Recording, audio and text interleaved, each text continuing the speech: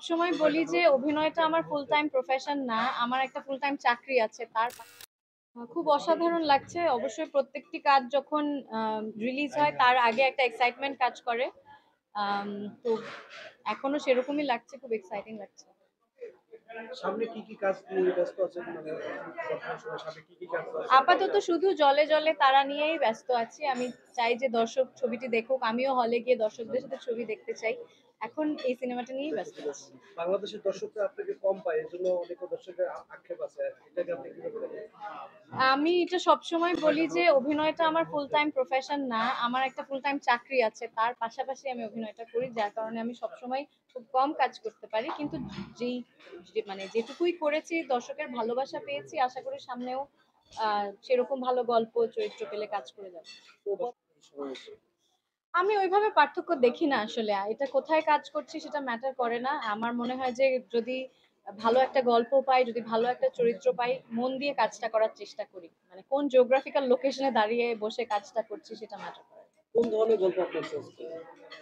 গল্প থেকে আমার মনে হয় চরিত্রটা খুব ইম্পর্টেন্ট আমার কাছে। মানে গল্পটা তো অবশ্যই ইম্পর্টেন্ট। যেই গল্পটা আ স্ক্রিপ্টটা পড়ার পরে মন টানে যেই গল্পটার প্রতি, সেই গল্পটাই চুজ করি। আর চেষ্টা করি যেন প্রত্যেকটা কাজে নতুন, নতুন চরিত্রে নিজেকে আবিষ্কার করার চেষ্টা করি।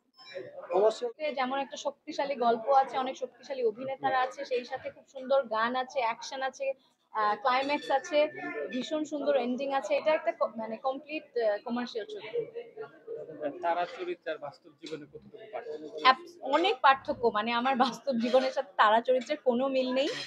সেই কারণেই অভিনয়টা করে আনন্দ পেয়েছি।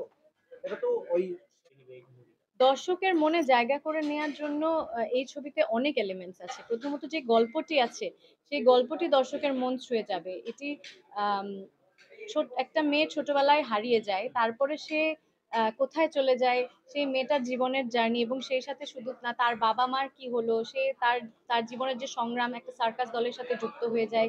তারপরে কি হয়? সুন্দর গান আছে, সুন্দর প্রেমের একটা গল্প আছে এই ছবির একটা অংশ হিসেবে। তো এর মানে আমার মনে হয় অনেক এলিমেন্ট আছে যে দর্শকের মন ছুঁয়ে যাবে। অবশ্যই। যেমন এটা এই গল্পে যেমন রোমান্স আছে, তেমনি বললাম না যে ক্লাইম্যাক্স আছে, অ্যাকশন আছে, আ পাভেল ভাইয়ের মতো একটা ভিলেন আছে, নাইমের মতো হিরো আছে, সব আছে এখানে। নায়িকা কে? ভালোবাসা দিবসে নায়িকা তো কেমন সেটা আপনারা হলে গিয়ে সিনেমাটা দেখেন, তারপর আমাকে জানান নায়িকা কেমন লাগে। আপু ভালোবাসা দিবসে আপনারা মেয়েকে কিরকম মিস করেন? যদি একটু আমার মেয়েকে মিস করার কিছু নেই। আমার মেয়ে আমার সাথেই থাকে। সো হ্যাঁ, এই যে এখনই বাসায় গিয়ে ওর সাথে দেখা হবে, এবং ভালোবাসা দিবসে মেয়ের সাথেই কাটানো হবে। সেটে আমি খুব কমই যাই। আমি বছরে ১ টা কি ২ টোর বেশি তো কাজ করি না।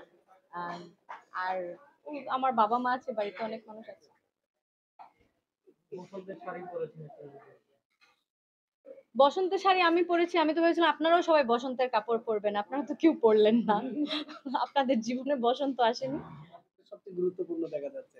হ্যাঁ, অবশ্যই। আমার বসন্তের দিনে আমার ছবি, আমার সিনেমা জলে, জলে তারা রিলিজ হচ্ছে। বসন্ত অবশ্যই আমার জীবনে এসেছে। ভালোবাসা দিবস কি প্ল্যান রয়েছে বা কোথাও যাবেন কিনা সেই কোথাও যাব না। আমি ছুটির দিনে বাসায় থাকার চেষ্টা করি। শুধুমাত্র যেহেতু আবার বলছি যে আমার সিনেমা রিলিজ হচ্ছে, অবশ্যই হলে গিয়ে আমি ছবিটি দেখব।